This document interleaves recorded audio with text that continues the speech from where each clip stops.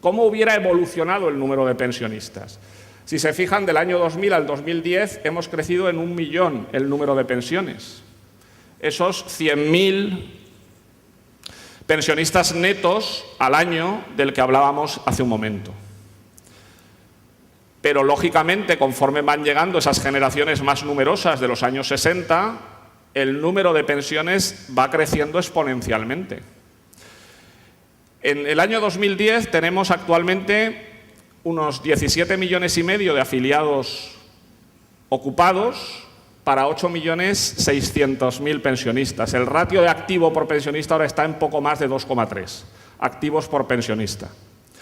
Cuando en el 2040 tengamos 15 millones de pensionistas, para mantener simplemente los ratios actuales, tendríamos que tener una población activa más del doble que la actual, activa y ocupada, es decir, más de 40 millones de personas trabajando, y nuestra población total debería superar o alcanzar casi los 70 millones de habitantes.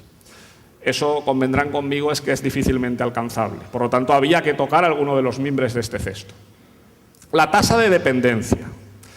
La tasa de dependencia es un índice demográfico muy utilizado en los cálculos actuariales en materia de seguridad social. Lo que hace es medir la relación que hay entre la población potencialmente activa, que son aquellas personas que tienen entre 16, edad mínima legal en España de trabajo, y 65 años, con la población inactiva, los menores de 16 y los mayores de 65.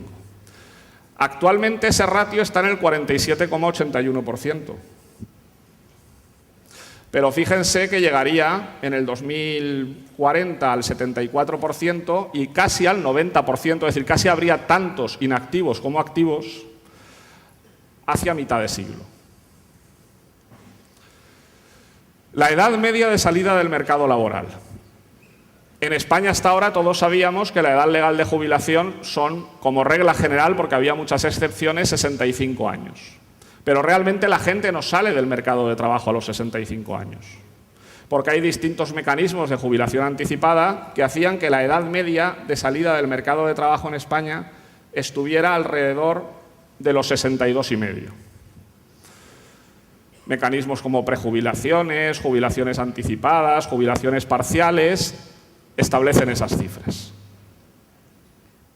Y curiosamente, y esto es uno de los datos más demoledores, solo el 60% de las personas que se jubilan en España lo hacen desde una situación de activo. El 40% restante se jubilan estando en situación de desempleo, bien prestación contributiva o subsidio asistencial, desde mecanismos de prejubilación, como meros demandantes de empleo, como suscriptores de convenios especiales. Es decir, que se está produciendo un fenómeno donde la expulsión del mercado de trabajo se está produciendo a una edad muy inferior a la legal de jubilación, y ese gap se cubre con distintos mecanismos, fundamentalmente mecanismos públicos de subsidio, lo cual tensiona todavía más el gasto público. Bien, este es el escenario. No estoy hablando de la crisis económica, no estoy hablando de la crisis de deuda, no estoy hablando de la necesidad de consolidación fiscal y presupuestaria, no estoy hablando de reformas estructurales del mercado de factores, bienes y servicios. Estoy hablando de algo que era previo a todo eso. Y que obviamente todo esto, a lo que últimamente me he referido, agudiza y enfatiza. Por consiguiente, la reforma trata de afrontar este problema. Con éxito o no, es algo que solo el futuro dirá. Ya saben ustedes, de todas maneras, que hay que ser optimista. Winston Churchill decía, refiriéndose a los americanos, que eran capaces siempre de encontrar la solución adecuada una vez habían intentado todas las demás. Espero que en nuestro caso no se dé eso y este intento sea más exitoso. En jubilación hay 4 variables en nuestro sistema de prestación definida fundamentales que pueden afrontar estos retos sociodemográficos que hemos visto. Nuestro sistema de seguridad social se crea el 1 de enero del 67. Es la fecha de nacimiento del actual sistema de seguridad social. Antes existían otros mecanismos de protección social que a algunos les sonarán, el mutualismo laboral, el seguro obligatorio de vejez e invalidez, más conocido como SOVI. Pero nuestro actual sistema de seguridad social nace en el año 67. En el año 67, la esperanza de vida en España eran 69 años, es decir, la gente empezaba a trabajar muy joven, se jubilaba a los 65 y moría a los 69.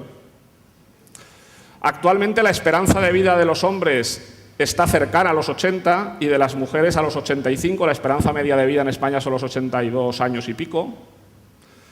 Y la salida del mercado de trabajo se está produciendo a los 62 años y medio. Es decir, la expectativa media es que una persona que se jubila en España ahora va a estar 20 años percibiendo una pensión pública. Por lo tanto, ¿qué variables podíamos tocar? La edad legal de jubilación. Obviamente, si la esperanza de vida es mayor, habrá que postergar el momento en que se sale del mercado de trabajo. El periodo de carencia. ¿Cuántos años necesito cotizar para tener derecho a una pensión? Actualmente son 15. En tercer lugar, el mecanismo de cálculo. ¿En base a qué cotizaciones se calcula mi pensión?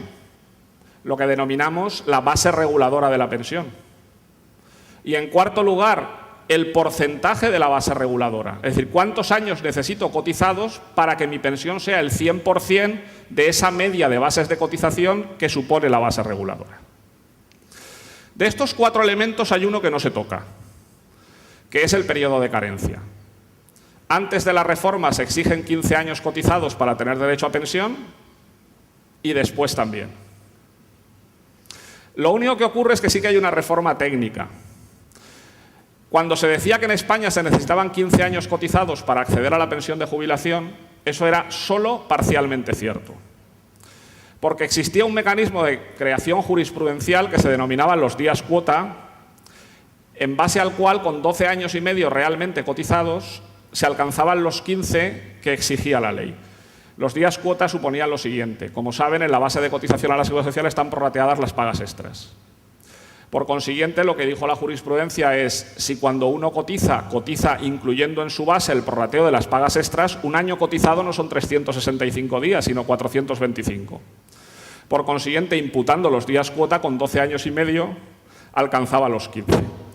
Lo que hizo una reforma anterior que está consolida es decir que ahora se necesitan 15 años de verdad. Por eso digo que no se toca relativamente. Simplemente se elimina la posibilidad de computar ese prorrateo de las pagas extras. Con lo cual, de facto, hemos aumentado en 2 años y medio la exigencia carencial para acceder a la pensión de jubilación. Pero de una forma inteligente, eso sí, con una corrección técnica de difícil comprensión. Porque convendrán ustedes en que si yo aparezco ante la opinión pública y digo, señores, hay que cotizar y hacer un esfuerzo contributivo de 2 años y medio adicionales para tener pensión de jubilación, pues eso crea tensiones. Pero si simplemente digo que elimino un concepto de creación jurisprudencial denominado días cuota, sin que eso suponga alterar la exigencia de esfuerzo contributivo, pues todo el mundo lo entiende y no genera demasiadas tensiones. Como dice un compañero mío, pues a veces la complejidad técnica es la necesaria vaselina para que la sociedad digiera determinadas cosas.